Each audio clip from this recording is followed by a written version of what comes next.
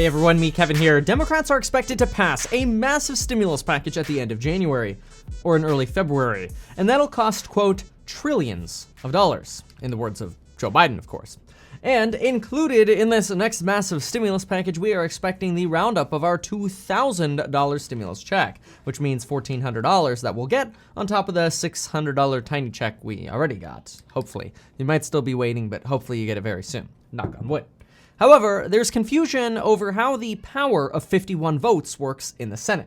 See, most bills in the Senate require 60 votes to invoke cloture, which is a fancy way of saying shut up and finally vote on something. And we focus on the Senate because in the House, well, Democrats got enough power to just plow anything through, and Biden's obviously a Democrat, so he'll sign anything. It's really a question of what the heck is going on in the Senate. So that's what we're going to talk about. But to understand the power that Democrats truly have and how a certain process works, I first got to offer you $30. $30 totally for free by going to metkevin.com/M1. That's like Mary and the number one, number one. Anyway, that is M1 Finance. If you deposit $100 with them, they will give you $30 in free stocks. So after you deposit your $100, you'll have at some point $130 once your $30 free bonus clears to go shopping for some awesome stocks. Anyway, check that out. It's next to the link down below for life insurance and 4 free stocks with Webull. So you can get a lot of free stuff down below. You can check that out. Okay, let's now talk about this process because there's a lot of confusion about how this power of 51 votes works. Is it something you can use once and then it fizzles? Can you use it more often? Or how much power are Republicans going to have relative to Democrats? Well, remember, most bills in the Senate require 60 votes. And again, it's to invoke cloture. When you hear cloture, just think, shut up. That's because cloture is a tool used to bust the filibuster. See, without 60 votes, bills can technically be filibustered, which is a fancy way of saying somebody goes up there and just keeps talking. The Senate rules don't limit debate, which means senators can literally go up there and read the Bible to you, or whatever it is that they want to read, and that's okay. And that just ends up milking the clock, and if Congress ends up going on a recess, then sometimes bills never end up getting passed. At the very least, it certainly delays substantial priorities and sometimes dissuades Congress from trying to get a bill introduced to the floor anyway, because they just expect them to be filibustered. Well, that's why they have a tool for shutting people up, cloture.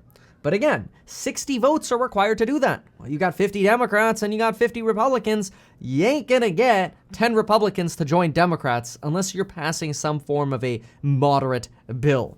Otherwise, unless it's bipartisan, things get voted on along party lines, Democrats won't be able to get any bill through the normal procedures for passing a bill. But there is something special. It's a special tool that says, you know what? Democrats only need 51 votes in certain circumstances. And what if I told you that Democrats had 9 opportunities to do exactly that? That is 9 free reign opportunities to pass any kind of bill that they want. And remember, anytime you get a bill, you can kind of load anything that you want on top of that bill. And that's how we end up getting 5,000 paged bills. It's pretty nuts. But this process, and I'm going to break this down and explain this, has this fancy phrase. It's called budget reconciliation, and it allows Democrats exactly this power. Now, I'm not going to say this phrase over and over again, so we're just going to call this the recon process. It's probably officially called the budget process, but I'm going to call it recon because it sounds cooler. All right, any bill that passes through the recon process can be passed in Congress with just 51 votes.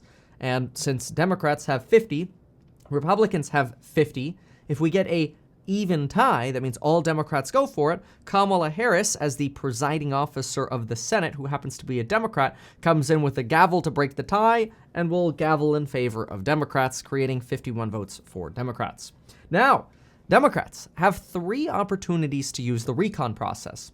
That's because Congress technically never ended up adopting a fiscal 2021 budget resolution. They didn't adopt a 2022 resolution, and they didn't adopt a 2023 resolution. This Congress, the 117th Congress, is going to be around for the next 2 years. They now have 3 opportunities to pass a budget for 2021, 2022, and 2023. But it gets even more ridiculous than that. See, technically, the budget process can be broken into 3 parts each.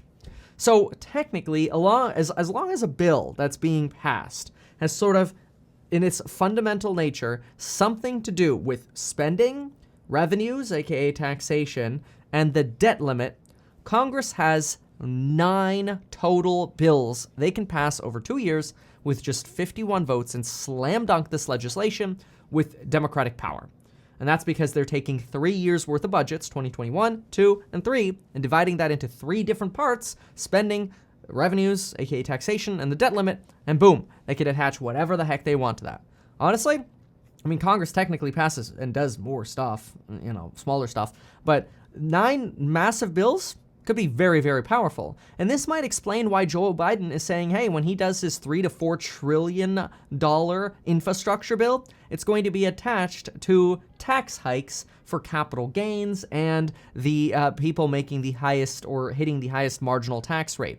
See? It's a tax change. It's really an infrastructure bill, but because we're going through the recon process, no, this is a tax bill with infrastructure built into it. See, it's all the trickery, okay?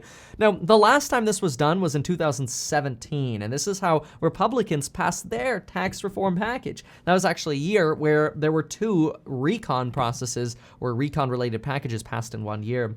But what's incredible now is Democrats have insane leverage over Republicans because technically they have 9 opportunities to do whatever they want without a single Republican vote.